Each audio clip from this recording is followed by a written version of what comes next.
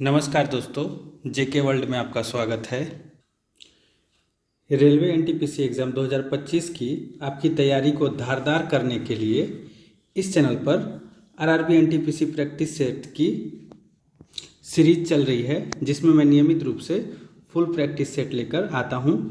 अगर आप regular practice series का लाभ उठाना चाहते हैं तो इस चैनल को सब्सक्राइब कर लीजिए और प्रैक्टिस सेट क्वेश्चन और डिटेल्ड सॉल्यूशन के पीडीएफ के लिए वीडियो के डिस्क्रिप्शन में दिए गए टेलीग्राम चैनल को ज्वाइन कर लीजिए। आज हम इस सीरीज़ का दूसरा सेट बनाएंगे, तो चलिए शुरू करते हैं। वेक्टर राशि का उदाहरण क्या है? वेक्टर मतलब सदिश राशि। वे राशियां जिनमें परिमाण के साथ साथ दिशा भी होती हैं उन्हें सदिश राशियां कहते हैं, जैसे वेग, त्वरण, बल एवं संवेग आदि। इनमें से वेग जो है वो सदिश राशि का उदाहरण हो जाएगा। बाकी वजन, तापमान और लंबाई अदिश राशियां हैं। वेग जो है वो विस्थापन बटे समय होता है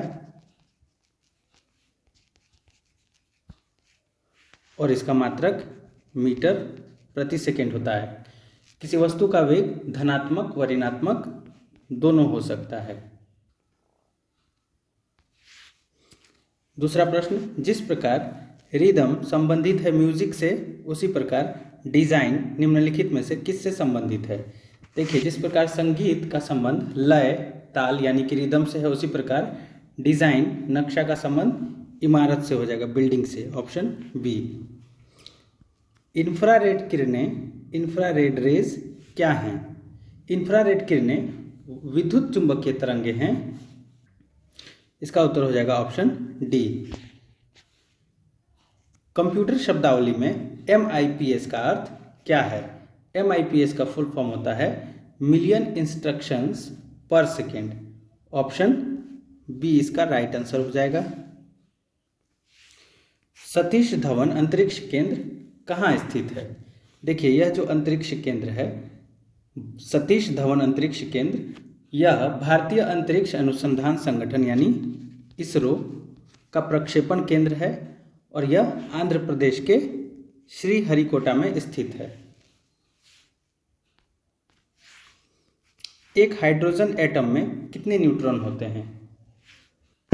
हाइड्रोजन एटम में एक भी न्यूट्रॉन नहीं होता है। हाइड्रोजन परमाणु के नाभिक में केवल एक प्रोटॉन पाया जाता है, जबकि न्यूट्रॉन एक भी नहीं होता है। इसलिए हाइड्रोजन का परमाणु क्रमांक तथा परमाणु भार यानी द्रव्यमान संख्या दोनों का मान 1 होता है। दो धनात्मक पूर्णांक संख्याओं का जोड़ 30 है और उनका अंतर 6 है। उनका गुणनफल ज्ञात करें। देखिए, मान लेते हैं कि दोनों संख्याएं x और y है, तो यहाँ पे दो समीकरण बना लेते हैं।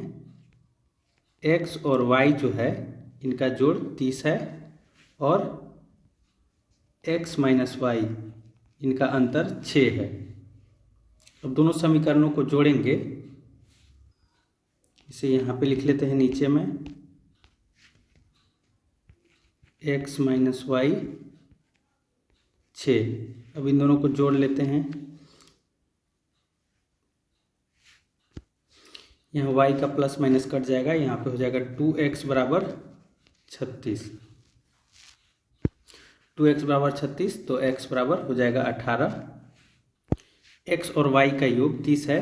x अगर 18 है तो y कितना हो जाएगा? 12।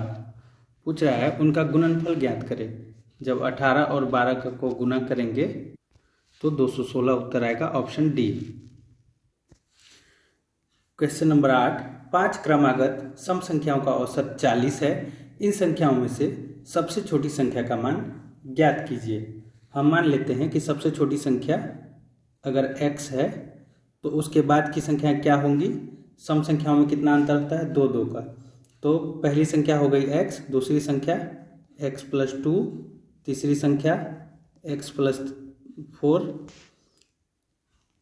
और चौथी संख्या x प्लस 6 और पांचवी संख्या x प्लस 8। इनका औसत दिया है 40, मतलब इसमें 5 से भाग करेंगे तो 40 आएगा। अब इसको जोड़ लेते हैं। कुल कितने x हैं? 1 2 3 4 5। 5x और प्लस में यहाँ 2 है, 2 4 6, 6 6 12 और 8 20, 5x प्लस 20, 5x प्लस 20 बटे 5 बराबर 40। ये 5 इधर आएगा, 40 के पास गुना होगा तो यहाँ हो जाएगा 200। अब समीकरण कुछ ऐसा बन जाएगा 5x plus 20 is equal to 200, मतलब 5x प्लस 20 बराबर 200। इसे हम फिर से लिख लेते हैं।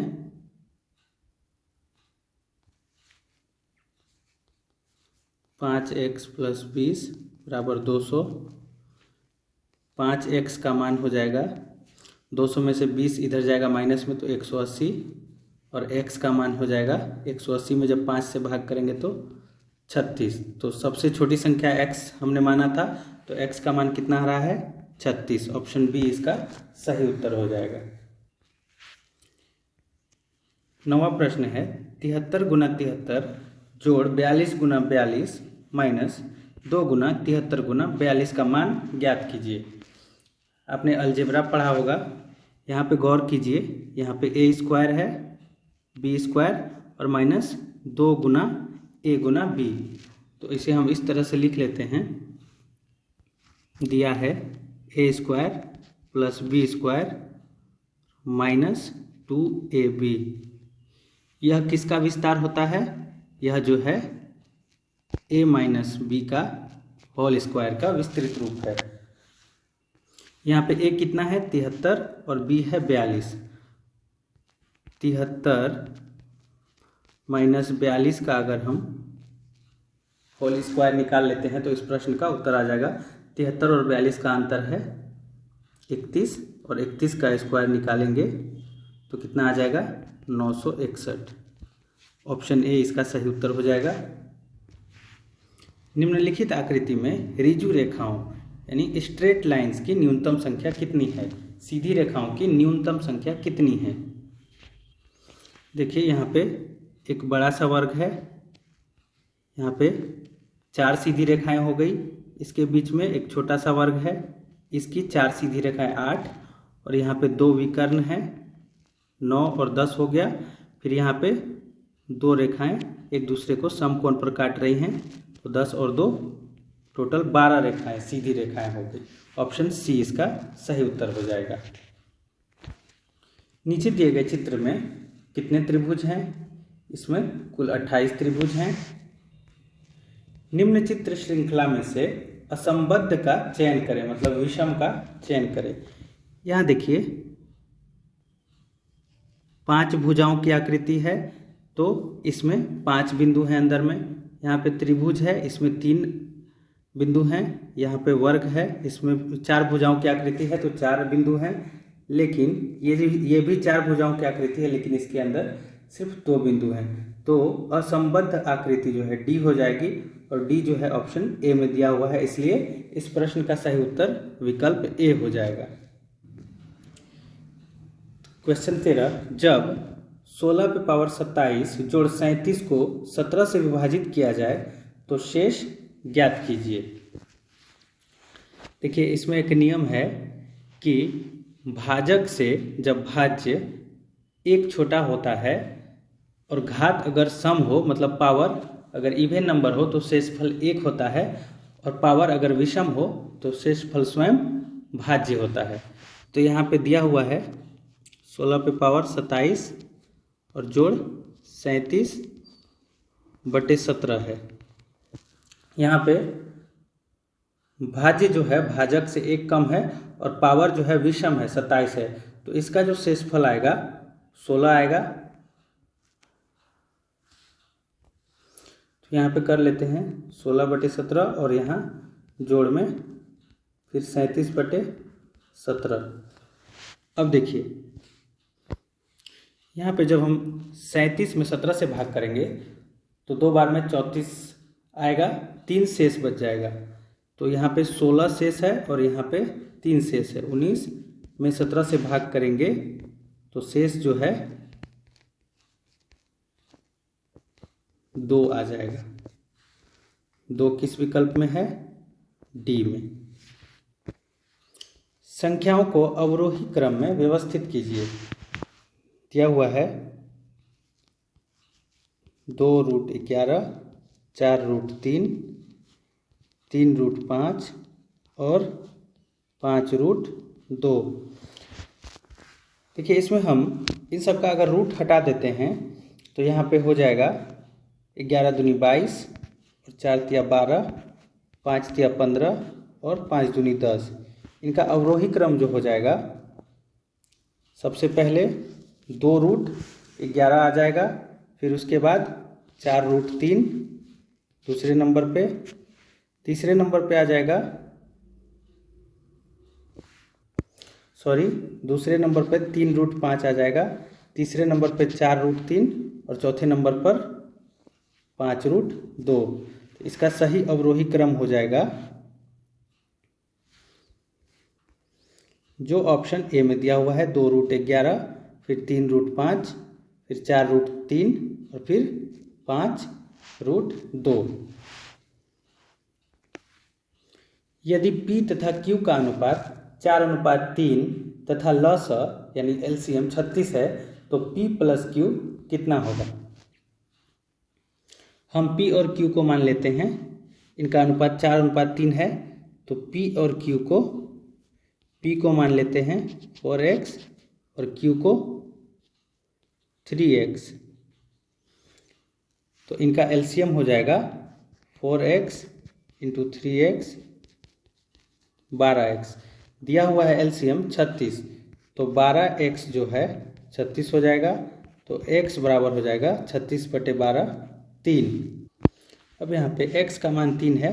अब हम P और Q का मान निकाल लेते हैं।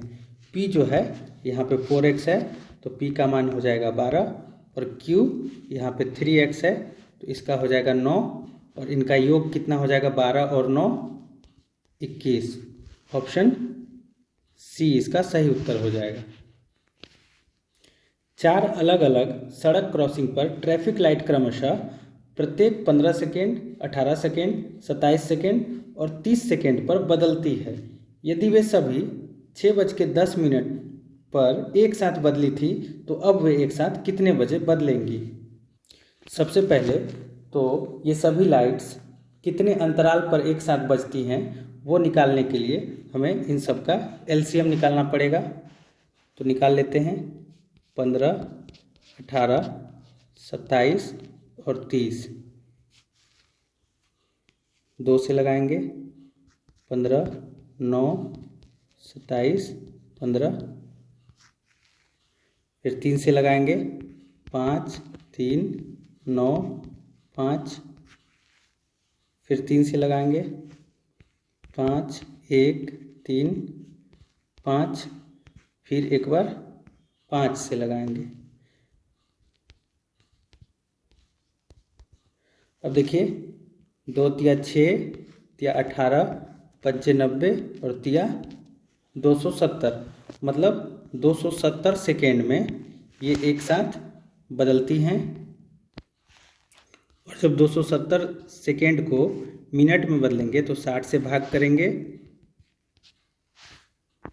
तो ये हो जाएगा 4 मिनट 30 सेकेंड। प्रश्न में दिया हुआ है कि ये सभी लाइट्स 6:10 पर एक साथ बदली थीं, तो 6:10 और 00 सेकेंड पर एक साथ बदली थी और उसके बाद फिर 4 मिनट 30 सेकेंड बाद एक साथ बदलेंगी। तो क्या समय होगा उस समय 6:14 30 सेकेंड। ये ऑप्शन ए में दिया हुआ है। ऑप्शन ए 16 नंबर प्रश्न का सही उत्तर हो जाएगा। 17वां प्रश्न, अनुपात 3/12 को प्रतिशत रूप में बताएं। अनुपात को प्रतिशत में बदलने के लिए हम उसे 100 से गुना करते हैं। दिया है 3/12, इसको जब 100 से गुना करेंगे यहाँ पे 12 3 से 4 बार में कट जाएगा और 4 से 100 25 बार में कट जाएगा। तो कितना प्रतिशत निकल के आएगा 25%। Option C.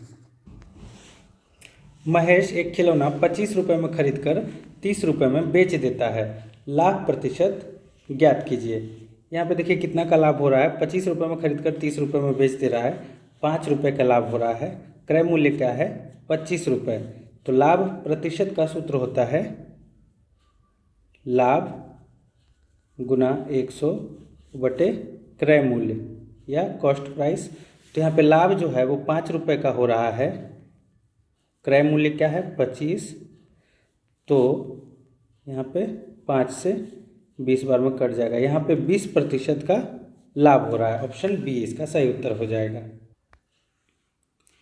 यश 40 रुपये प्रति किलो के हिसाब से सब्जियां बेचता है, जिससे उसे 10% की हानि होती है।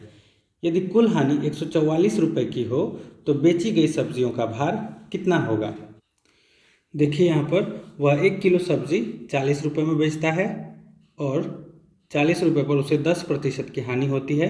मतलब प्रत्येक किलो पर उसे 40 का 10% यानी 4 रुपये की हानि होती है।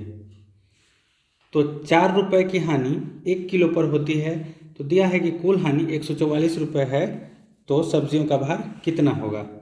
तो हम 144 में जब 4 से भाग करेंगे तो ये हो जाएगा 36। मतलब वह 36 किलो सब्जी बेचेगा तो उसे 144 रुपये हानि होगी। सही विकल्प है ऑप्शन ए। एक दुकानदार 20% और 10% की दो अनुक्रमिक छूट देता है और अपने उत्पाद के लिए 108 रुपये पाता है। इसका वास्तविक मूल्य ज्ञात करें। मान लेते हैं कि वास्तविक मूल्य जो है x रुपये है, तो x रुपये पे जब वो 20% की छूट देता है सबसे पहले, तो x का कितना प्रतिशत रह जाता है 80%, 80/100। और फिर इस पर वो 10% की छूट देता है तो कितना प्रतिशत बच जाता है 90%। इसको हल कर लेंगे तो वास्तविक मूल्य निकल जाएगा। मतलब x का 80% का 90% जो है दिया हुआ है कितना 108 रुपये। यहाँ पे काट लेंगे तो हो जाएगा 72x बटे 100 बराबर 108 रुपये। फिर 108 में ये वाला 100 से गुना कर देंगे और नीचे में 72 आ जाएगा। 18 से काटेंगे 108 6 बार में और 72 4 बार में। 4 से 100 को काटेंगे 25 बार में, तो 25 गुना 6 150 रुपये हो जाएगा। x का मान वास्तविक मूल्य यही है, ऑप्शन सी 150 रुपये। यदि एक बॉक्स में 3 सफ़ेद कुशन, 4 लाल कुशन और 5 नीले कुशन रखे हैं, तो एक सफ़ेद या नीले रंग के कुशन के चयन की संभावना क्या है। प्रायिकता का सवाल है। देखिए यहाँ पे कि सबसे पहले कुल कुशन की संख्या कितनी है, 3 सफ़ेद 4 लाल और 5 नीले, तो 3 4 7 और 5 12 कुशन हो गए टोटल। सबसे पहले एक सफ़ेद कुशन के चयन की संभावना क्या होगी, सफ़ेद जो है 3 है तो 12 में से 3, और नीले रंग के कुशन के चयन की संभावना क्या होगी, नीले रंग का कुशन है 5 तो 5/12। प्रश्न में पूछा है कि एक सफ़ेद या नीले रंग के कुशन के चयन की संभावना क्या है, तो हम दोनों के चयन की संभावना को जोड़ लेंगे तो ये हो जाएगा 8/12। इसे जब काटेंगे तो 2/3 आएगा, जो ऑप्शन ए में दिया हुआ है। निर्देश दिए गए कथन को ध्यानपूर्वक पढ़ें और प्रश्न का उत्तर दें। पीक आवर्स के दौरान शहर की सड़कों पर वाहनों के रेंगते हुए चलने का मुख्य कारण निजी वाहनों की बढ़ रही संख्या तथा डबल पार्किंग है, जो एक बहुत ही आम दृश्य है। एक सर्वेक्षण से पता चलता है कि वाहन पीक आवर्स के दौरान 20 किलोमीटर प्रति घंटे की औसत पर चलते हैं। प्रश्न पूछ रहा है निम्नलिखित में से कौन सा विकल्प दिए गए कथन के अनुसार सत्य है। ऑप्शन ए है शाम 5 से 9 बजे तक के बीच वाहन 20 किलोमीटर प्रति घंटे की गति से चलते हैं। देखिए यहाँ पे लिखा तो है कि एक सर्वेक्षण से पता चलता है कि वाहन पीक आवर्स के दौरान 20 किलोमीटर प्रति घंटे की औसत पर चलते हैं, लेकिन यहाँ पे पीक आवर्स के समय को मेंशन नहीं किया गया है, इसलिए ये कथन के बारे में हम कुछ नहीं बोल सकते हैं। बी में है डबल पार्किंग शहर में यातायात नियमों का उल्लंघन नहीं है। ऊपर में ऐसा भी कुछ नहीं लिखा हुआ है। सी में है निजी वाहनों की संख्या बढ़ गई है। तो यहाँ पे लिखा है कि निजी वाहनों की संख्या बढ़ रही संख्या तथा डबल पार्किंग है। वाहनों के रेंगते हुए चलने का मुख्य कारण निजी वाहनों की बढ़ रही संख्या तथा डबल पार्किंग है। मतलब निजी वाहनों की संख्या बढ़ गई है, ये कथन सही है, ऑप्शन सी। नीचे दिए गए कथन और निष्कर्षों को ध्यानपूर्वक पढ़ें। तय करें कि दिए गए निष्कर्षों में से कौन से कथन का तार्किक रूप से पालन करते हैं। कथन दिया हुआ है आर पी की माँ नहीं है, इसमें कुछ दिया नहीं हुआ है, इसे छोड़ देते हैं। फिर दिया है पी एस की पुत्री है, तो यहाँ पे पी जो है वो एस की पुत्री है। और फिर लिखा है कि एस की 3 पुत्रियां हैं, तो जब पी एस की पुत्री है और एस की 3 पुत्रियां हैं तो इसके अलावा भी और 2 पुत्रियां होंगी, लेकिन वो कौन होंगी इसके बारे में दिया नहीं है। अब कथन निष्कर्ष ए में दिया हुआ है कि पी आर की बहन है। पी एस की पुत्री तो है, लेकिन किसकी बहन है वो स्पष्ट नहीं है, इसलिए ये निष्कर्ष तो निकलता नहीं है। दूसरा, एस पी की माँ है, तो पी की देखिए पी एस की पुत्री तो है, लेकिन एस जो है पी की माँ है या पिता है यह भी स्पष्ट नहीं है, तो यह भी निष्कर्ष नहीं निकलता है। इसका सही उत्तर हो जाएगा ऑप्शन सी, न तो निष्कर्ष 1 और न ही 2 पालन करता है। निर्देश प्रश्न संख्या 24 से 26 के लिए नीचे जेड कंपनी के 5 वर्षों की व्यय लाख रुपए में सूची दी गई है। व्यय सूची दी गई है 5 वर्षों की। प्रश्न पूछ रहा है 24 नंबर, प्रतिवर्ष बोनस की औसत राशि कितनी है। यहाँ पे है बोनस की राशि प्रतिवर्ष 15 लाख, 16.5 लाख, 17.3 लाख, 17.9 लाख और 18.5 लाख। इन सभी को जोड़ के कुल 5 वर्ष हैं, तो 5 से भाग देंगे तो हमें औसत राशि निकल जाएगी, जो कि होगी 17.04 लाख, ऑप्शन ए। 25 नंबर सवाल है, वर्ष 2011 में कंपनी जेड का कुल खर्च कितना है। ये रहा 2011, इसमें कुल खर्च वेतन पर 412 लाख, ईंधन और परिवहन पर 227 लाख, बोनस पर 15 लाख, ब्याज ऋण पर ब्याज 133.4 लाख और कर पर खर्च 98 लाख। इन सबको जब हम जोड़ेंगे तो हमारा उत्तर आएगा 885.4 लाख। अगला प्रश्न है, वर्ष 2012 के लिए वेतन पर खर्च का कितना प्रतिशत ईंधन और परिवहन पर खर्च किया गया। वर्ष 2012 ये रहा, वेतन पर खर्च है 557 लाख और ईंधन और परिवहन पर खर्च है 233 लाख। हम इसका प्रतिशत निकालने के लिए 233 बटे 557 गुना 100 करेंगे। जब इसे सॉल्व करेंगे तो हमारा उत्तर आएगा 41.8%, जो ऑप्शन ए में है। 27वां प्रश्न, नवंबर 2024 में 8वें महिला एशियाई चैंपियंस हॉकी टूर्नामेंट 2024 का आयोजन भारत में कहाँ किया जाएगा लिखा है। हम इसे ऐसे पढ़ते हैं कि कहाँ किया गया। इस टूर्नामेंट का आयोजन राजगीर में किया गया था। 2 सितंबर 2024 को पेरिस पैरालंपिक 2024 में उत्तर प्रदेश कैडर के किस आईएएस अधिकारी ने रजत पदक जीता है। इसका सही उत्तर है सुहास यतिराज, ऑप्शन ए। 29वां प्रश्न, 27 अगस्त 2024 को किसे अंतर्राष्ट्रीय क्रिकेट परिषद यानी आईसीसी का नया अध्यक्ष चुना गया है। जय शाह को 27 अगस्त 2024 को बीसीसीआई के वो पहले बीसीसीआई के सचिव पद पर थे और उन्हें आईसीसी का नया अध्यक्ष चुना गया, जो उन्होंने 1 दिसंबर 2024 से इस पद को ग्रहण किया। उनसे पहले इस पद पर ग्रेग बार्कले विराजमान थे। अगस्त 2024 में किसे रेलवे बोर्ड का नया अध्यक्ष और सीईओ नियुक्त किया गया। अगस्त 2024 में भारतीय रेल प्रबंधन सेवा यानी IRMS के अधिकारी सतीश कुमार को रेलवे बोर्ड का नया अध्यक्ष और CEO नियुक्त किया गया। 1 सितंबर 2024 को उन्होंने जया वर्मा सिन्हा के स्थान पर अपना पदभार ग्रहण किया। 31वां प्रश्न, जेम्स द्वारा गणित, विज्ञान और इतिहास में प्राप्त किए गए अंकों का औसत 89 है। यदि उसके भाषा के अंक भी जोड़ दिए जाते हैं तो औसत घटकर 88.25 हो जाता है। भाषा में उसके द्वारा प्राप्त अंक ज्ञात करें। देखिए, पहले 3 विषयों में उसका औसत 89 है, तो 3 विषयों में कुल अंक को हम निकाल लेते हैं। 3 गुना 89 करेंगे तो ये जो है 267 आता है। फिर उसमें अगर भाषा के अंक भी जोड़ दिए जाते हैं, मतलब अब कुल विषय 4 हो गए और औसत कितना हो जाता है 88.25।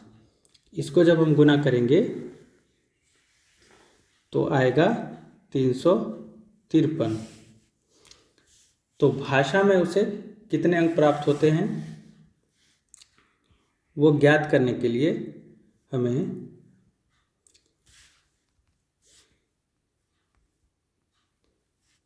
चार विषयों के कुल अंक में से 3 विषयों का अंक घटा देंगे तो भाषा के अंक प्राप्त हो जाएंगे, जो कि 86 हैं। Option C. एक वितरण का माध्य 20 है और मानक विचलन 4 है, तो इसका विचरण गुणांक का मान क्या होगा? विचरण गुणांक का सूत्र है मानक विचलन बटे माध्य। यहाँ पे मानक विचलन दिया हुआ है 4 और माध्य है 20 गुना 100। विचरण गुणांक निकालने का सूत्र है मानक विचलन बटे माध्य गुना 100। जब इसे हम सॉल्व करेंगे तो हमारा उत्तर आता है 20%। Option B. 5 महिलाएं एक काम को 36 दिनों में कर सकती हैं। यदि एक आदमी और महिला के कार्य करने की क्षमता का अनुपात 3:1 है तो उसी काम को समाप्त करने में 5 आदमी कितने दिन लेंगे? देखिए, यहाँ पे आदमी के कार्य करने की क्षमता महिला के काम करने की क्षमता के 3 गुनी है, तो सीधा इस प्रश्न का उत्तर इस तरीके से निकल जाएगा कि जब 5 महिलाएं 36 दिनों में कर सकती हैं तो 5 पुरुष जो है 5 आदमी इसमें 3 से भाग दे देंगे, क्योंकि पुरुष की क्षमता महिलाओं की क्षमता की 3 गुनी है। तो हमारा उत्तर आ जाएगा 12 दिन। 5 आदमी इस काम को 12 दिन में कर लेंगे, क्योंकि समय और क्षमता में व्युत्क्रमानुपाती संबंध होता है। तो जब क्षमता 3 गुनी है तो समय 1/3 लगेगा। 36 को 3 से भाग देंगे तो 12 दिन हमारा उत्तर आ जाएगा। Option A. दिए गए कथन और उसके बाद दी गई कार्यवाहियों को ध्यानपूर्वक पढ़ें और बताएं कि कौन सी कार्यवाहियां तार्किक रूप से कथन का पालन करती हैं। कथन है, बिहार के मुजफ्फरपुर जिले में AES एक्यूट इंसेफेलाइटिस सिंड्रोम से बच्चों की मौत के कई मामले सामने आए हैं। अब कार्यवाहियां दी गई हैं। पहली, कि इस मुद्दे को विधानसभा में उठाया जाना चाहिए और तत्काल प्रभाव से स्वास्थ्य मंत्री के इस्तीफे की मांग की जानी चाहिए। दूसरी कार्यवाही है कि डॉक्टरों की एक टीम को तुरंत प्रभावित क्षेत्रों में जाना चाहिए। देखिए, कथन के अनुसार किसी बीमारी से किसी विशेष क्षेत्र में अधिक मौतों के मामले में सर्वप्रथम उपचार ही प्रथम चरण है, न कि राजनीति। तो इसके लिए दूसरी कार्यवाही की जानी चाहिए, डॉक्टरों की एक टीम को तुरंत प्रभावित क्षेत्रों में जाना चाहिए। तो इसका उत्तर हो जाएगा ऑप्शन डी, केवल 2 पालन करती है। 35 नंबर, यदि गुना का अर्थ जोड़, भाग का अर्थ घटाना, जोड़ का अर्थ गुना और घटाव का अर्थ भाग है, तो 20 गुना 8 भाग 8 घटाव 4 जोड़ 2 का मान क्या होगा? सबसे पहले हम चिन्हों को प्रश्न जिस तरीके से कह रहा है वैसा बदल लेते हैं। 20 है, उसके बाद गुना, तो गुना का अर्थ कह रहा है जोड़ है, और उसके बाद 8 है। भाग का अर्थ क्या है? घटाना। फिर घटाव का अर्थ भाग है, और जोड़ का अर्थ क्या है? जोड़ का अर्थ गुना है।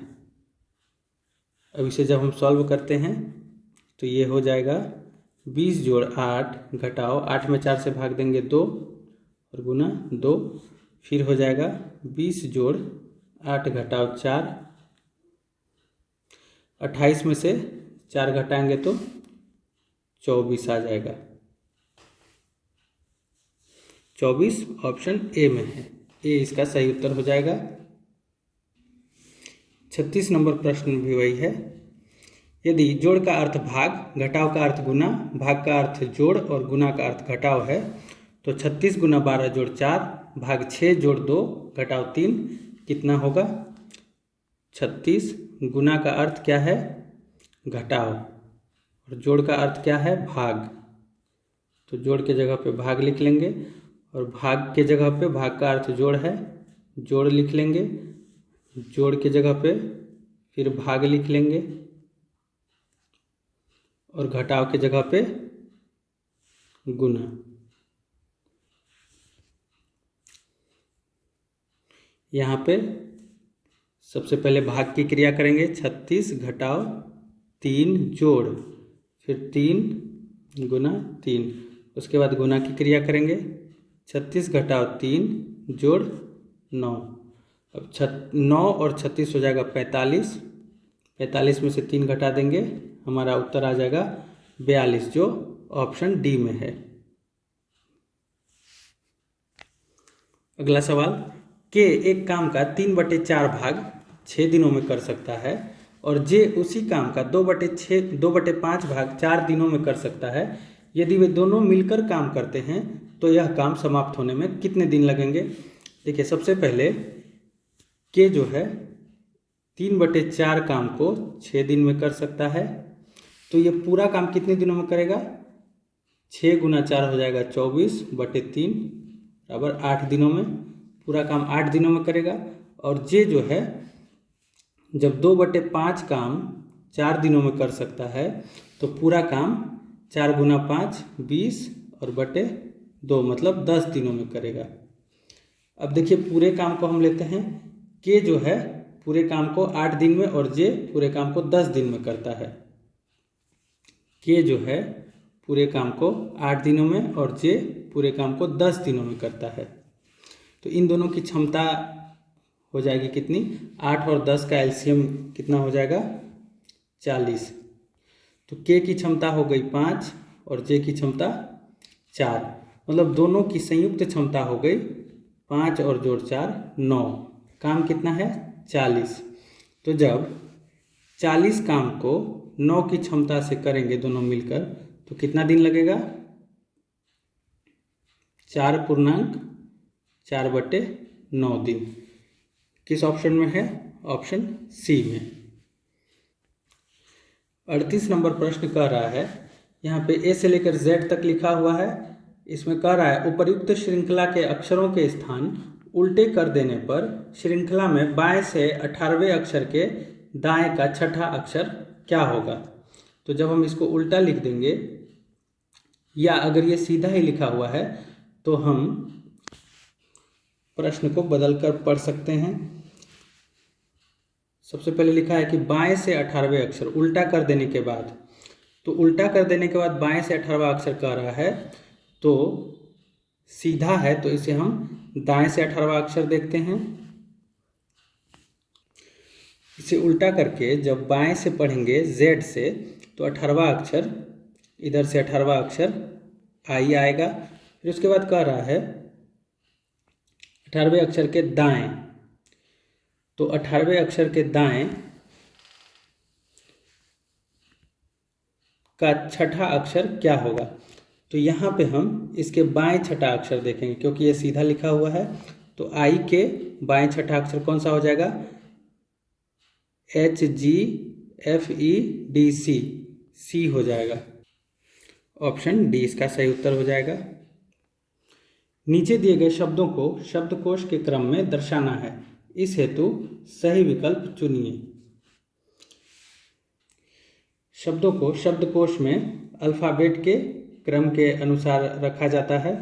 तो यहाँ पे जब हम इन शब्दों को देखते हैं तो सब में TE कॉमन है शुरू में। तो TE के बाद देखते हैं कि तीसरा लेटर क्या आ रहा है, तो किसी में तीसरा लेटर एम आ रहा है, किसी में एन। तो क्रम में सबसे पहले एम लेटर वाले शब्द आएंगे। तो यहाँ पे दूसरे और तीसरे शब्द में, तीसरे और चौथे शब्द में TEM है। तो अब हम इन दोनों में से देखेंगे कि दोनों में M के बाद क्या है, जिससे कि हम ये तय कर सकें कि दोनों में से पहले कौन आएगा। तो टेम्परेचर और टेम्पल में TEMP के बाद टेम्परेचर में E है और टेम्पल में L है। तो सबसे पहले आ जाएगा तीसरा शब्द टेम्परेचर, फिर उसके बाद आएगा चौथा टेम्पल। अब ये दोनों हो गए। अब हम बाकी के 3 को देखते हैं।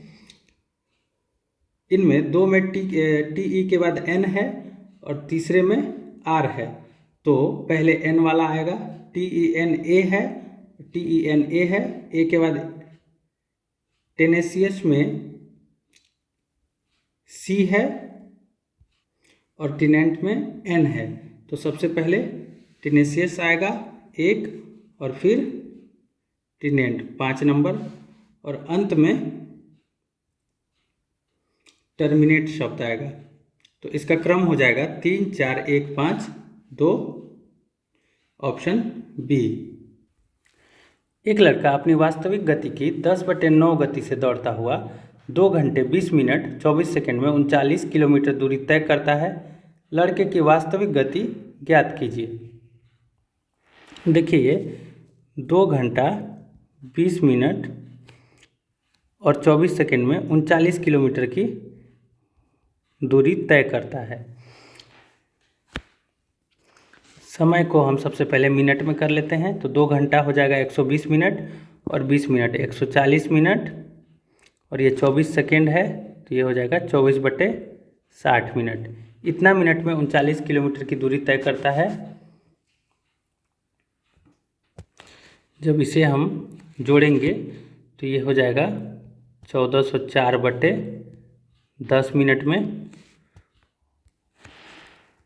1404/10 मिनट में 39 किलोमीटर की दूरी तय करता है।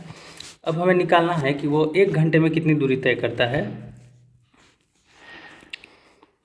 तो वो 60 मिनट में कितनी दूरी तय करता है, इसके लिए 39 × 10 × 60 और 1404 नीचे आ जाएगा। इसे जब सॉल्व करेंगे तो 23,400/1404 किलोमीटर हो जाएगा, 1 घंटे में तय करता है। अब ये नई चाल उसकी 23,400/1404 किलोमीटर प्रति घंटे। यह जो चाल है वो वास्तविक चाल का 10/9 है। तो वास्तविक चाल निकालने के लिए हम वास्तविक चाल को x मान लेते हैं और समीकरण बनाते हैं। x का 10/9 जो है वह जो है 23,400/1404 है। इसे फिर से लिख लेते हैं। x का 10/9 23,400/1404 किलोमीटर प्रति घंटा है। तो x बराबर हो जाएगा 23,400/1404 गुना 9/10। इसे जब हम काटेंगे तो हमारा उत्तर 15 किलोमीटर प्रति घंटा आएगा, जो कि ऑप्शन ए में दिया हुआ है। प्रश्न है, रमन एक बिंदु से चलना शुरू करता है और उत्तर की ओर 200 मीटर चलता है। फिर वह बाएं मुड़ता है और 300 मीटर चलता है, फिर दाएं मुड़ता है और 400 मीटर चलता है, और फिर पुनः दाएं मुड़ता है और 300 मीटर चलता है। रमन आरंभ बिंदु से कितनी दूर है? ब्रैकेट में दिया है सभी मोड़ केवल 90 डिग्री वाले मोड़ हैं। तो देखिए, मान लेते हैं ये प्रारंभिक बिंदु है। यहाँ से 200 मीटर उत्तर की ओर चलता है। आप जानते हैं कि डायरेक्शन में ऊपर की ओर नॉर्थ होता है, नीचे की ओर साउथ, लेफ्ट की ओर वेस्ट होता है और राइट की ओर ईस्ट। तो उत्तर की ओर जब 200 मीटर चलता है, फिर उसके बाद क्या लिखा है, बाएं मुड़ता है और 300 मीटर चलता है, यहाँ पे 300 मीटर चलता है। फिर दाएं मुड़ता है और 400 मीटर चलता है, और फिर दाएं मुड़ता है और 300 मीटर चलता है। अंत में वो यहाँ पे पहुँचता है। प्रश्न में पूछ रहा है कि रमन आरंभ बिंदु से कितनी दूर है। देखिए ये रहा आरंभ बिंदु, यहाँ से 200 मीटर, और ये जो दूरी है ये 400 मीटर है, तो 200 और 400 600 मीटर। ऑप्शन बी इसका सही उत्तर हो जाएगा। दिए गए विकल्पों में से उस संख्या का चयन करें जो निम्नलिखित श्रृंखला में प्रश्न चिन्ह को प्रतिस्थापित कर सकती है। दिया हुआ है 2, 12, 36 और 80। इन सब में क्या संबंध है या कौन सा क्रम चल रहा है। देखिए 2 जो है वो 1 का क्यूब और प्लस 1 का स्क्वायर है, तो यहाँ पे 1 और 1 2 हो जाएगा। फिर 2 का क्यूब और 2 का स्क्वायर 8 और जोड़ 4 12 हो गया। फिर 3 का क्यूब और 3 का स्क्वायर 27 और जोड़ 9 36। फिर 4 का क्यूब और 4 का स्क्वायर है 64 और जोड़ 16 80। तो यहाँ क्वेश्चन मार्क के जगह पे 5 का क्यूब और 5 का स्क्वायर करेंगे 125 और जोड़ 25, तो ये हो जाएगा 150। Option B. मनीष ने एक राशि कर्ज के रूप में ली और 2 वर्ष बाद 630 रुपये अदा किए। साधारण ब्याज की दर 2.5% थी। मूलधन ज्ञात करें। अब देखिए 2 वर्ष के लिए राशि ब्याज पे ली थी और वार्षिक दर जो है 2.5% थी, तो 2 वर्ष में वो कितना प्रतिशत ब्याज देगा, 5%। और ये जो 630 रुपये है ये मिश्र धन है, तो ये 630 रुपये मूलधन का कितना होगा, 100%, और ये 5% ब्याज, तो 105% होगा। तो जब 105% 630 रुपये है तो 1% हो जाएगा 630/105, और 100% यानी मूलधन हो जाएगा 630/105 गुना 100। 105 से 630 6 बार में कट जाएगा और मूलधन हो जाएगा 6 गुना 100 600 रुपये। Option C. के 2 वर्ष के लिए 20% की वार्षिक चक्रवृद्धि ब्याज पर P रुपये उधार लेता है। ब्याज की देय राशि 5280 रुपये थी। P का मान क्या था। P मतलब मूलधन। चक्रवृद्धि ब्याज का सूत्र होता है CI बराबर P यानी मूलधन अंडर ब्रैकेट 1 प्लस R मतलब इंटरेस्ट रेट बटे 100, और यहाँ पावर में T यानी टाइम, और -1। हमें यहाँ पे चक्रवृद्धि ब्याज दिया हुआ है 5280 बराबर P नहीं मालूम है, 1 प्लस R जो है वो 20 है, 20/100, और यहाँ पावर में समय कितना है, 2 वर्ष। तो यहाँ पे 5280 जो हो जाएगा P/120/100 गुना स्क्वायर है 120/100 -1। ये हो जाएगा P 6/5 गुना 6/5 -1।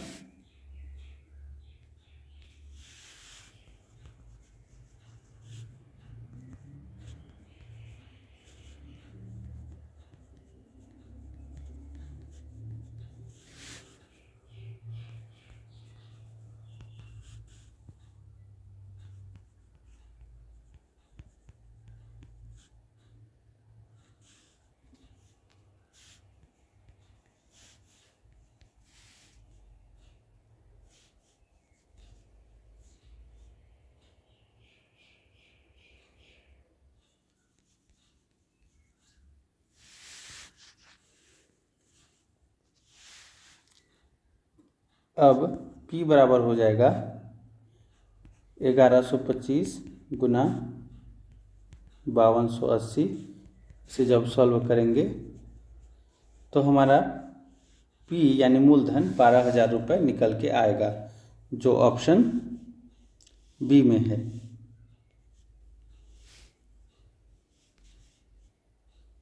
सॉरी, डी में है। यदि एक आयत की लंबाई L सेंटीमीटर और चौड़ाई 20 सेंटीमीटर 25% बढ़ा दी जाए तो पुराने तथा नए आयत के क्षेत्रफलों का अंतर ज्ञात कीजिए। देखिए, पहले जो है आयत का क्षेत्रफल हो जाएगा L गुना B यानी LB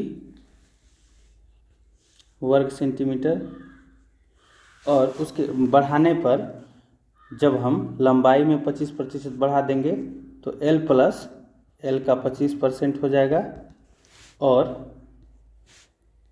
चौड़ाई यानी B में भी 25% बढ़ाएंगे तो B प्लस B का 25%। इन दोनों को जब गुना करेंगे L प्लस 25L बटे 100 और गुना B प्लस 25B बटे 100,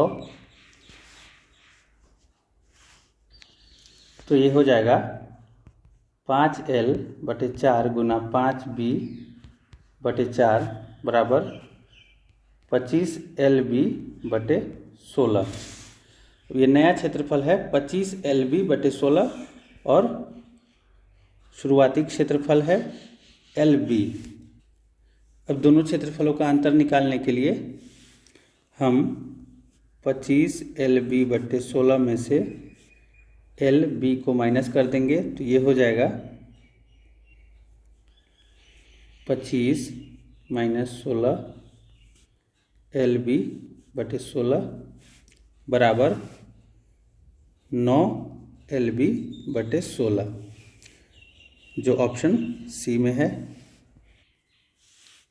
यदि x प्लस रूट x बराबर 20 है तो x का मान ज्ञात करें। देखिए, x प्लस रूट x बराबर 20 है, तो यहाँ पे हम लिख लेते हैं रूट x बराबर 20 माइनस x। अब दोनों तरफ हम स्क्वायर करेंगे तो x बराबर हो जाएगा 20 माइनस x का होल स्क्वायर। अब यहाँ पे a माइनस बी का होल स्क्वायर क्या होता है? a स्क्वायर यानी 20 का स्क्वायर 400 और प्लस b का स्क्वायर s स्क्वायर और माइनस 2ab, तो 2 गुना 20 40 और x, तो माइनस 40x हो जाएगा। x बराबर 400 plus x square minus 40x। इसका जब हम गुणनखंड करेंगे तो यहाँ पे हो जाएगा x square minus 41x plus 400 बराबर 0। जब इस 41x को तोड़ेंगे तो ये हो जाएगा x square minus 25x minus 16x plus 400 बराबर 0। फिर x माइनस 25 और माइनस 16x माइनस 25। यहाँ पे देखिए x बराबर 16 और x बराबर 25 आएगा, तो जब हम x बराबर 25 रखेंगे इसमें तो समीकरण संतुष्ट नहीं होगा, इसलिए x बराबर 16 इस प्रश्न का सही उत्तर होगा, जो ऑप्शन बी में दिया हुआ है। नीचे दी गई श्रृंखला में गलत पद ज्ञात करें। 157 है, 571, 599 और 387। तो इसे हम चेक करेंगे तो 387 जो है वो एक भाज्य संख्या है, जबकि बाकी तीनों 157, 571 और 599 अभाज्य संख्याएं हैं। तो सही उत्तर हो जाएगा ऑप्शन डी 387। अगला प्रश्न, दी गई वर्ण श्रृंखला में कुछ वर्ण लुप्त हैं, लुप्त वर्णों के सही क्रम को दिए गए विकल्पों में से चुनें। देखिए, जब इस तरह का दिया रहता है तो सबसे पहले हम इसे पार्ट्स में बांट लेते हैं। यहाँ पे कुल कितने पद हैं? 16 हैं। तो हम इन्हें अगर 4 भाग में बांट लेंगे, यहाँ, यहाँ और यहाँ, तो यहाँ पे एक क्रम दिखाई देगा, A A B C, A A B C, A A B C, A A B C. तो यहाँ पे ए दिया हुआ है, खाली जगह में सबसे पहले ए आएगा, फिर बी सी हो जाएगा, फिर ए है, उसके बाद फिर ए आएगा, फिर बी आएगा और सी यहाँ पे दिया हुआ है। तो हमारा उत्तर जो है डी हो जाएगा, ए ए बी ए सी ए, जो इन खाली जगहों में भरा जाएगा। रिक्त स्थान की पूर्ति के लिए सबसे उपयुक्त विकल्प का चयन करें। यहाँ पे देखिए ए है, फिर बी के बाद डी आ रहा है +3, फिर डी है, डी के बाद 3 ई आ रहे हैं और +4 हो रहा है, उसके बाद एच आ रहा है। तो अगली बार जो है बी यहाँ पे 2 बार है बीच में, ई 3 बार है, तो आई 4 बार आएगा। तो पहले खाली स्थान में आई आएगा और उसके बाद +5 करेंगे एच के बाद, तो क्या आ जाएगा? एम। तो आई एम इस प्रश्न का सही उत्तर हो जाएगा ऑप्शन डी। निम्नलिखित में समानता ज्ञात करें। तेल, फर, रेशम और ऊन, इनमें क्या समानता है? ये सभी अच्छे विद्युत रोधी हैं।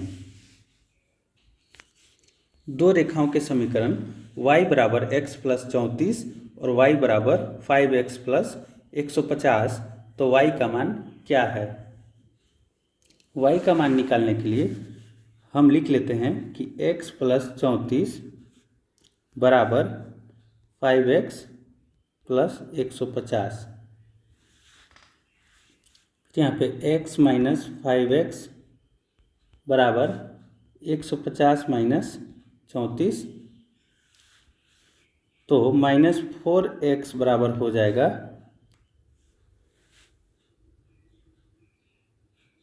116 और x बराबर हो जाएगा 116 - 116/4 बराबर -29। तो x बराबर आ गया -29। y का मान निकालने के लिए यहाँ पे दिया हुआ है कि y = x + 34, तो y बराबर लिख लेंगे, x का मान है -29 और +34, तो y का मान जो है 5 आ जाएगा, जो ऑप्शन सी में दिया हुआ है। एक ही रेखा पर लंबवत रेखाएं डैश होती हैं। एक ही रेखा पर लंबवत रेखाएं एक दूसरे के समांतर होती हैं, ऑप्शन बी। एक 20 मीटर लंबी सीढ़ी एक खड़ी दीवार पर टिकी है। यह जमीन से 30 डिग्री का कोण बनाती है। सीढ़ी दीवार की कितनी ऊंचाई तक पहुंचेगी? तो देखिए, मान लीजिए यह जो है ए बी दीवार है और ये सीढ़ी है,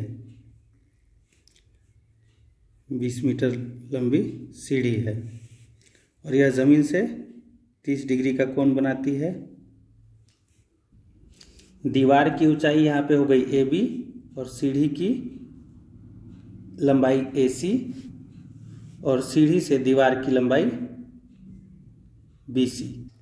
अब यहाँ पे देखिए साइन 30 डिग्री हो जाएगा ए बी बटे ए सी, यानी लंब बटे कर्ण। साइन 30 डिग्री 1/2 होता है, तो 1/2 बराबर AB बटे AC दिया हुआ है 20 मीटर, तो 20 हो जाएगा।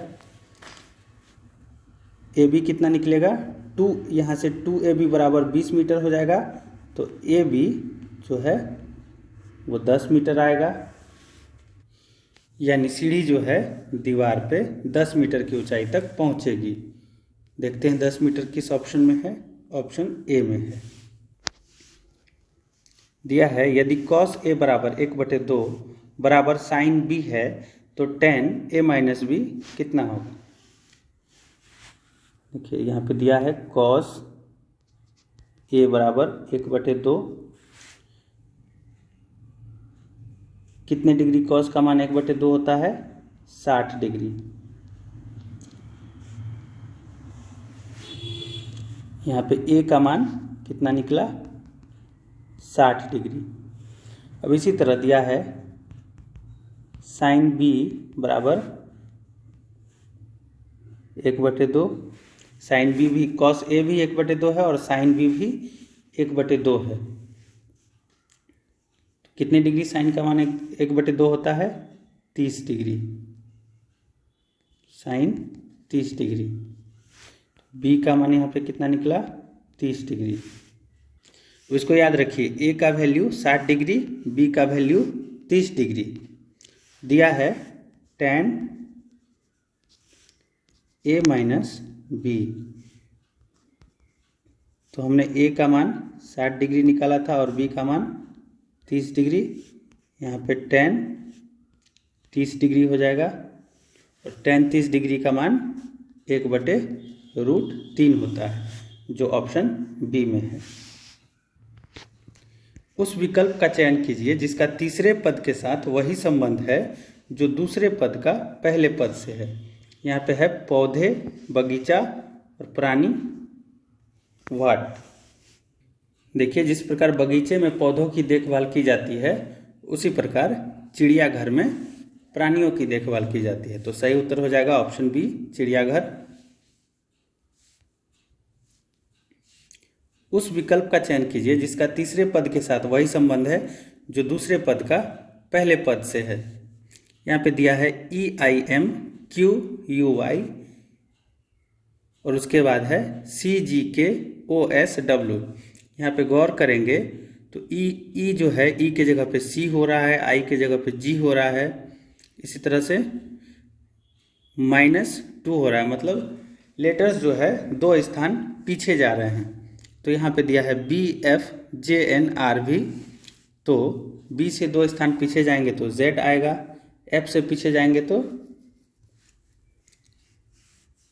D आएगा, J से पीछे जाएंगे तो H आएगा। अब देखते हैं ZDH कहाँ पे है, ये ऑप्शन डी में है, तो इसका सही उत्तर ऑप्शन डी हो जाएगा ZDHLPT, क्वेश्चन मार्क के जगह पे आएगा।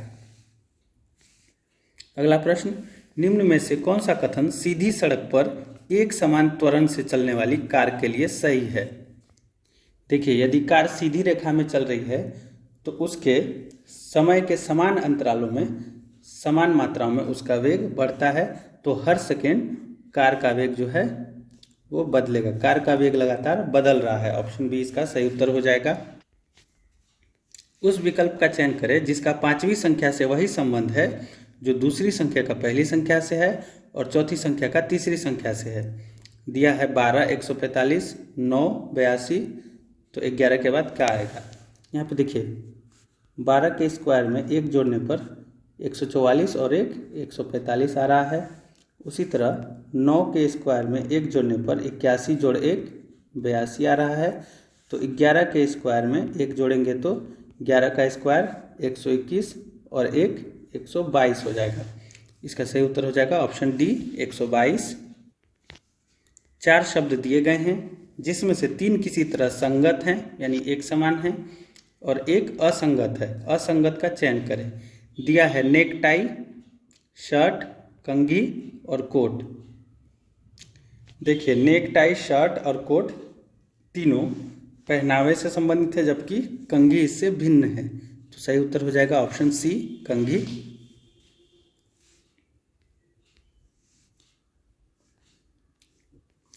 दिए गए संख्या युग्मों में से प्रत्येक में दूसरी संख्या पहली संख्या पर एक निश्चित गणितीय संक्रिया करके प्राप्त की जाती है। निम्नलिखित में से 3 संख्या युग्म एक समान पैटर्न का पालन करते हैं और इस प्रकार एक समूह बनाते हैं। उस संख्या युग्म का चयन करें जो उस समूह से संबंधित नहीं है। इसमें कौन सी संक्रिया चल रही है? ये जो बाद वाला संख्या दी हुई है 10, इसमें से -1 करके इसका क्यूब करते हैं तो 9 का क्यूब आ जाएगा 729, जो कि यहाँ पे दिया हुआ है। उसके बाद है 512 - 9, तो 9 में से 1 घटाते हैं, 8 आएगा। 8 का क्यूब करते हैं, कितना आएगा?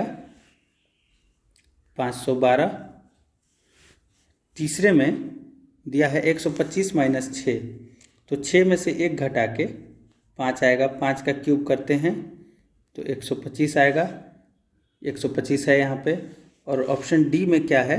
343 - 5, तो 5 में से 1 घटाएंगे, 4 का क्यूब जब करते हैं तो 64 आ रहा है, जबकि यहाँ पे दिया हुआ है 343। तो यह युग्म जो है समूह से संबंधित नहीं है। ऑप्शन डी इसका सही उत्तर हो जाएगा। मानव शरीर का औसत तापमान डैश है। मानव शरीर का औसत तापमान 37 डिग्री सेल्सियस होता है। नीचे एक अभिकथन ए और एक कारण आर दिया गया है।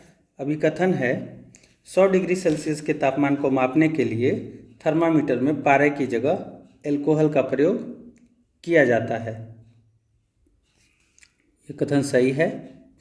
कारण दिया है एल्कोहल का हिमांक पारे की तुलना में कम होता है।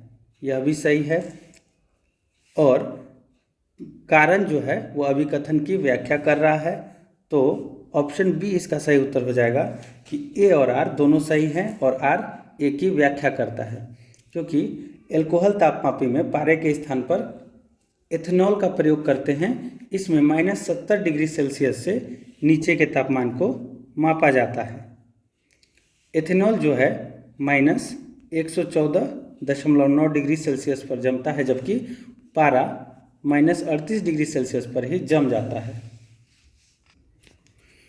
उस प्रक्रिया का क्या नाम है जिसमें गैस सीधे ही ठोस वस्तु यानी सॉलिड में परिवर्तित हो जाती है? तो गैस से सीधे ठोस पदार्थ में परिवर्तित होने की क्रिया निक्षेपण कहलाती है। इंग्लिश में उसे डिपोजिशन कहते हैं। ऑप्शन बी इसका सही उत्तर हो जाएगा। डैश सोना को घोल सकता है। एक्वारेजिया या अम्लराज जो है वो सोना को घोल सकता है। लोहे की जंग डैश होती है। लोहे में जंग लगना एक रासायनिक प्रक्रिया होती है। कांच का सबसे महत्वपूर्ण घटक डैश है। कांच का सबसे महत्वपूर्ण घटक सिलिका है। Option C. निम्नलिखित कीटनाशकों में से किसका हानिकारक प्रभाव केरल में स्वास्थ्य मुद्दों का प्रचार करते समय मीडिया की नज़र में आए? इसका सही उत्तर है एडोसल्फान। यह एक कीटनाशक दवा है जिसका प्रयोग कृषि में किया जाता है। इसका रासायनिक सूत्र C9H6Cl6 और O3S तथा घनत्व 1.74 ग्राम पर सेंटीमीटर क्यूब है। यह जल में घुलनशील होता है। अपराधी को पहचानने के लिए फॉरेंसिक विभाग निम्नलिखित तकनीक का प्रयोग करता है। अपराधी को पहचानने के लिए फॉरेंसिक विभाग DNA फिंगरप्रिंटिंग तकनीक का प्रयोग करता है। Option C. यह तकनीक वर्ष 1984 में ब्रिटिश जेनेटिस्ट एलेक जेफरीज एवं उनके सहयोगियों द्वारा विकसित किया गया था। इसके द्वारा जैविक माता पिता की पहचान भी संभव है। निम्नलिखित में से कौन सा जानवरों का एक तीव्र वायरल रोग है जो मनुष्यों में एक संक्रमित जानवर के काटने से फैलता है?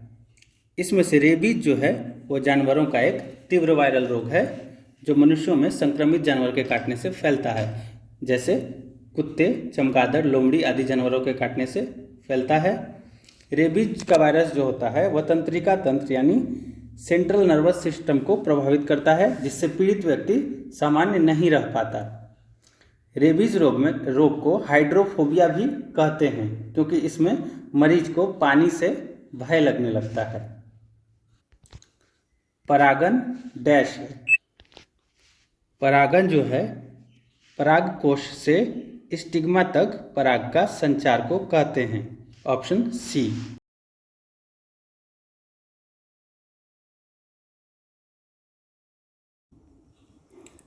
मानव शरीर में दो हड्डियां आपस में कैसे जुड़ी रहती हैं?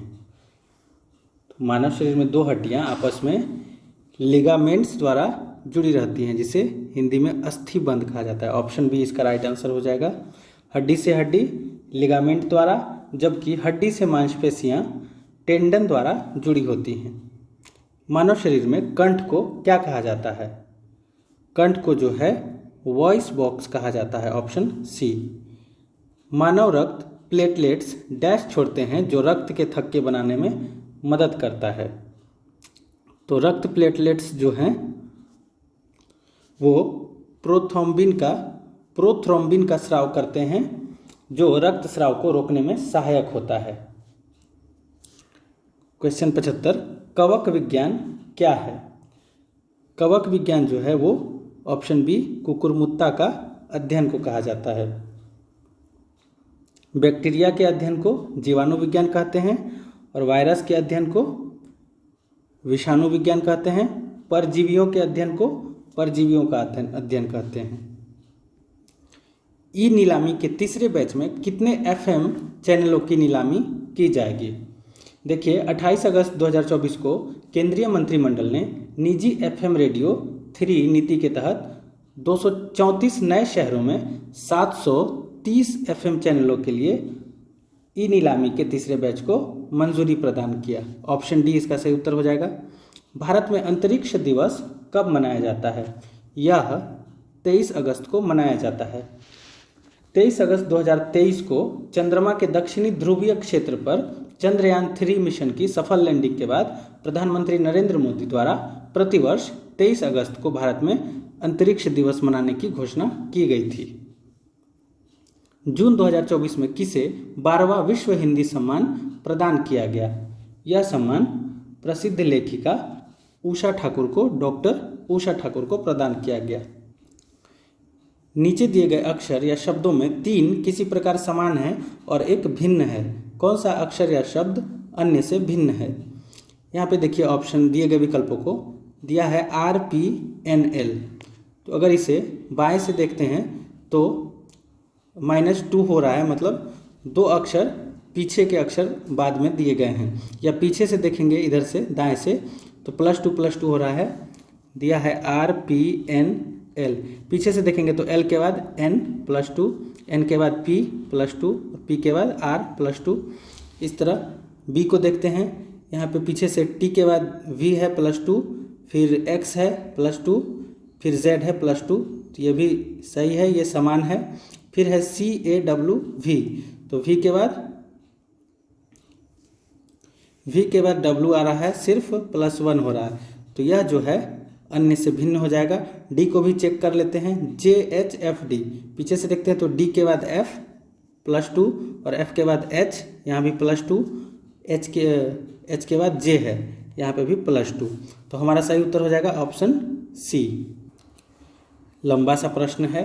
8 व्यक्ति P, Q, R, S, T, U, V और W एक आयताकार मेज के परितः इस प्रकार बैठे हैं कि उनमें से 4 मेज के चारों कोनों पर हैं, जबकि अन्य 4 मेज की प्रत्येक भुजा के ठीक मध्य में बैठे हैं। 8 व्यक्तियों का मुख मेज के केंद्र की ओर है। प्रश्न में ये जो है ध्यान से पढ़ना जरूरी है कि उनका मुख किस तरफ है। मुख अगर केंद्र की ओर है या बाहर की ओर है तो इससे उनका दायां बायां बदल जाता है, इसलिए इस बिंदु को ध्यान से देखने की ज़रूरत होती है। अब आगे लिखा है T V के दाईं ओर तीसरे स्थान पर है। सबसे पहले हम एक मेज जैसी आकृति बना लेते हैं। कह रहा है कि 4 इसके कोने पर बैठे हैं और बाकी 4 इसके भुजाओं के मध्य में बैठे हैं।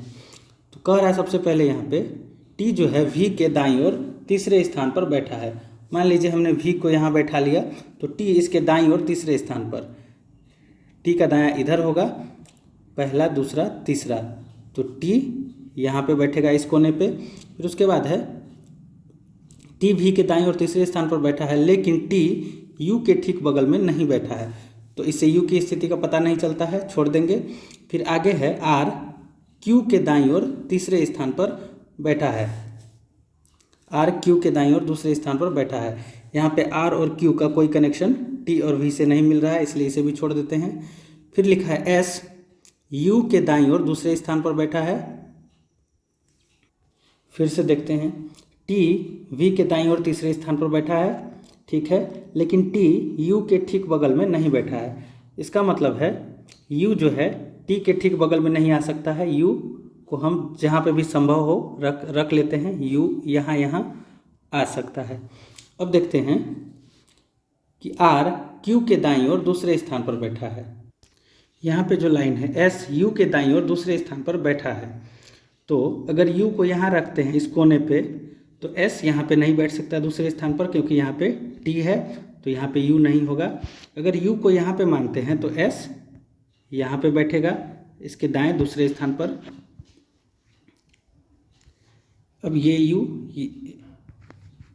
अब आगे देखते हैं कि आर क्यू के दाईं ओर दूसरे स्थान पर बैठा है। अगर क्यू को यहाँ पे रखते हैं तो आर इसके दूसरे दाएं स्थान, मतलब इधर यहाँ पे होगा। फिर है एस वाला हो गया। फिर पी क्यू के दाईं ओर तीसरे स्थान पर बैठा है, तो क्यू के दाएं तीसरे स्थान पर हो जाएगा इस पी जो है क्यू के दाईं ओर तीसरे स्थान पर बैठा है, यहाँ पे क्यू है, इससे तीसरे स्थान पर यहाँ पी हो जाएगा। बच गया डब्लू, तो डब्लू को हम यहाँ पे रख देंगे बाईं वाली भुजा पर। अब पूछ रहा है कि पी के दाईं ओर चौथे स्थान पर कौन बैठा है। पी रहा इस कोने पे, इसके दाईं ओर इस तरफ पहला दूसरा तीसरा चौथा एस बैठेगा, एस ऑप्शन सी में है। किसी कूट भाषा में फॉर्मेशन को ZPXT JO BPL और रेशियल को XJNB JQ लिखा जाता है, उसी कूट भाषा में रेशनल को किस प्रकार लिखा जाएगा। इसमें जो है यहाँ पे हम देखेंगे कि किस लेटर के लिए बाद में कौन सा लेटर यूज़ हो रहा है। यहाँ पे शब्द दिया है रेशनल, तो सबसे पहले देखते हैं आर के लिए कौन सा अक्षर यूज हो रहा है। तो यहाँ पे फॉर्मेशन में FOR, आर के लिए यहाँ पे तीसरा अक्षर X हो रहा है, तो रेशनल में आर के लिए सबसे पहले X आएगा। फिर A है, तो इसमें A के लिए J यूज हुआ है, XJ।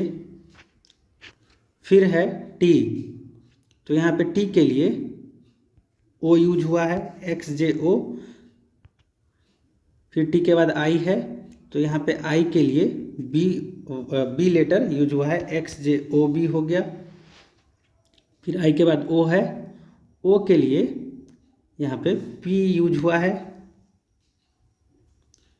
फिर N के लिए यहाँ पे लास्ट में L है, तो हमारा ऑप्शन हो जाएगा सी सही उत्तर, क्योंकि XJOB PL यहाँ पे है, जबकि यहाँ पे P के बाद J हो जा रहा है, तो D नहीं होगा, विकल्प सी हमारा सही उत्तर होगा। डैश में बुद्ध की छवियों की पूजा एक महत्वपूर्ण परंपरा बन गई है। यह जो है महत्वपूर्ण परंपरा महायान में बन गई है।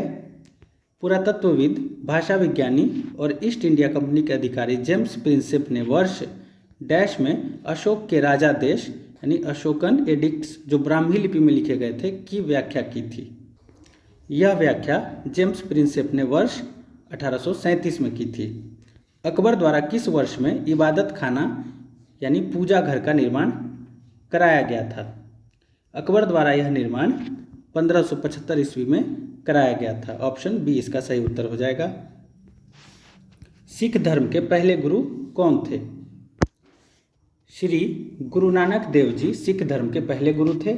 इनका जन्म जो है 1469 ईस्वी में रावी नदी के किनारे स्थित तलवंडी जो वर्तमान ननकाना साहिब पंजाब पाकिस्तान में है हुआ था। इसका सही उत्तर हो जाएगा ऑप्शन ए। ब्रह्म समाज के प्रथम प्रधानाचार्य कौन थे? ब्रह्म समाज के प्रथम प्रधानाचार्य राजा राममोहन राय थे। राजा राममोहन राय ने 20 अगस्त 1828 को ब्रह्म सभा के नाम से एक संगठन की स्थापना की, जो आगे चलकर ब्रह्म समाज के नाम से जाना गया। निम्नलिखित घटनाओं को उनके कालानुक्रमिक क्रम में व्यवस्थित करें। ए में है जलियांवाला बाग हत्याकांड। तो जलियांवाला बाग हत्याकांड कब हुआ था? 13 अप्रैल 1919 को। फिर है असहयोग आंदोलन और खिलाफत आंदोलन। यह जो है असहयोग आंदोलन, खिलाफत आंदोलन 1919 और असहयोग आंदोलन 1920 में हुआ। फिर गांधी इरविन समझौता मार्च 1931 में हुआ। फिर उसके बाद है भारत छोड़ो आंदोलन, यह 1942 में हुआ। फिर अंत में है चंपारण आंदोलन,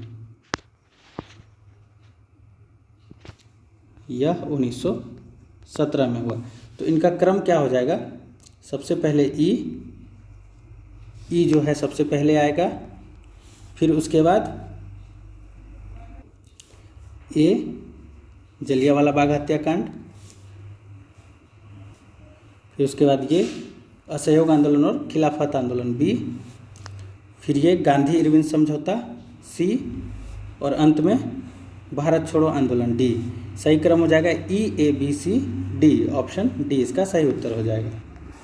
संविधान में दिया गया परिचयात्मक कथन जो संविधान निर्माण के कारणों एवं मार्गदर्शक मूल्यों का वर्णन करता है उसे डैश कहा जाता है, उसे प्रस्तावना कहा जाता है।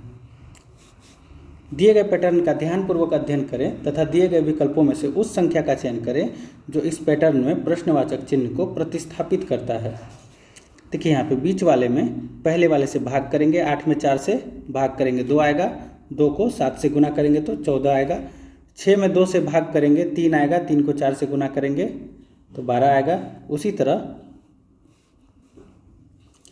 यहाँ पे 3 में 6 से भाग करेंगे तो 1/2 आएगा। 1/2 में जब 2 से गुना करेंगे तो कितना आ जाएगा? 1। ऑप्शन ए इसका सही उत्तर हो जाएगा। नीचे दिए गए कथनों और निष्कर्षों को ध्यानपूर्वक पढ़ें। कथनों में दी गई जानकारी को सत्य मानते हुए विचार करें, भले ही वह सामान्यतः ज्ञात तथ्यों से भिन्न प्रतीत होती हो, और तय करें कि दिए गए निष्कर्षों में से कौन से कथनों का तार्किक रूप से पालन करते हैं। कथन 1 में दिया है सभी गिलास प्लेटें हैं, तो यहाँ पे ये हो गया गिलास और ये प्लेट के अंदर है, मतलब सभी गिलास प्लेटें हैं। कथन 2 में दिया है कोई प्लेट चम्मच नहीं है, तो यहाँ पे चम्मच जो है बाहर में आ जाएगा। अब कह रहा है निष्कर्ष कुछ गिलास चम्मच हैं, तो चम्मच बाहर में है, कोई भी गिलास चम्मच नहीं है।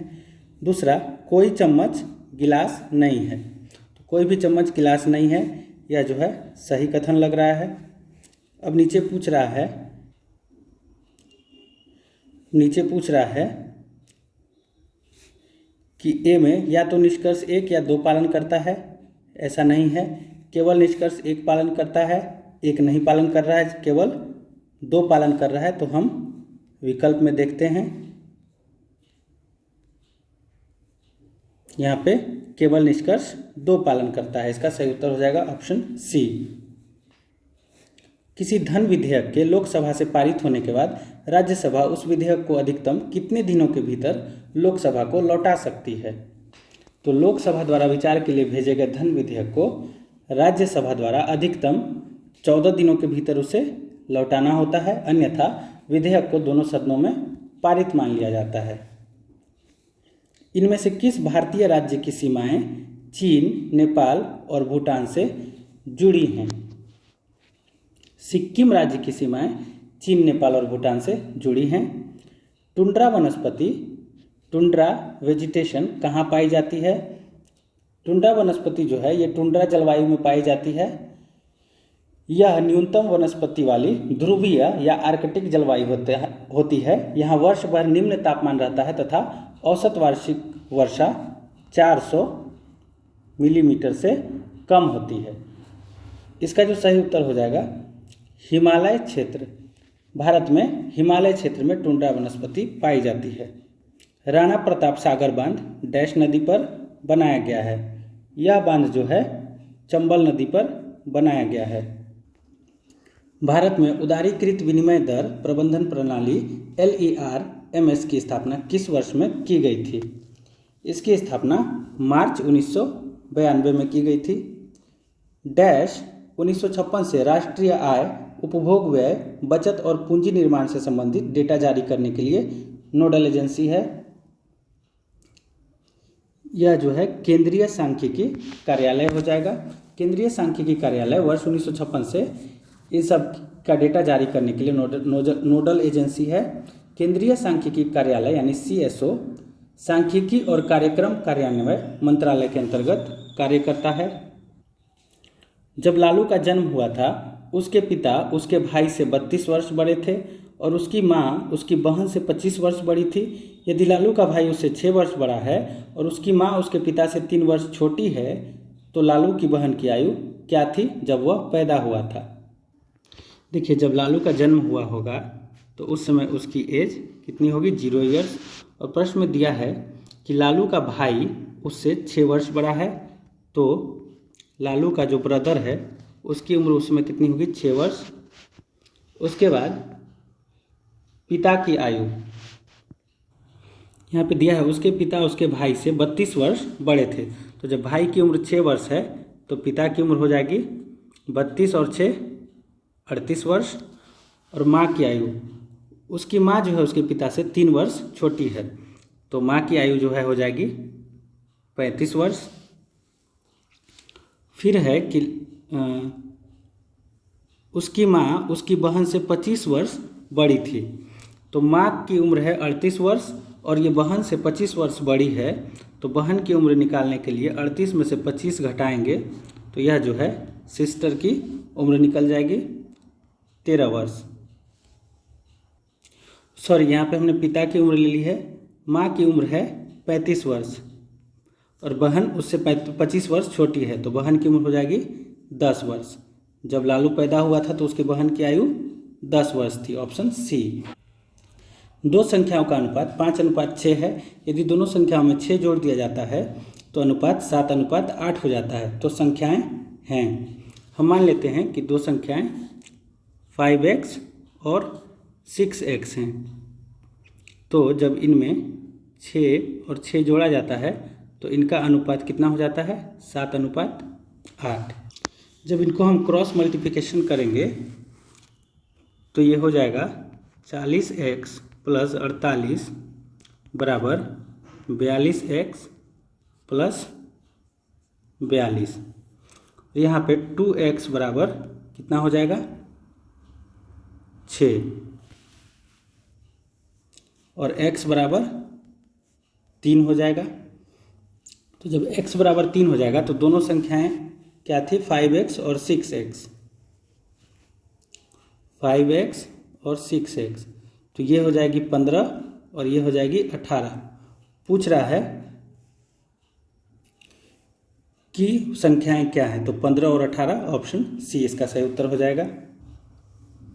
कर्मचारियों की 3 श्रेणियों को 1:2:3 अनुपात में वेतन मिलता है। यदि उन्हें क्रमशः 5%, 10% और 15% की वेतन वृद्धि मिले तो उनके वेतन का नया अनुपात क्या होगा? देखिए, पहले इनका अनुपात है 1:2:3।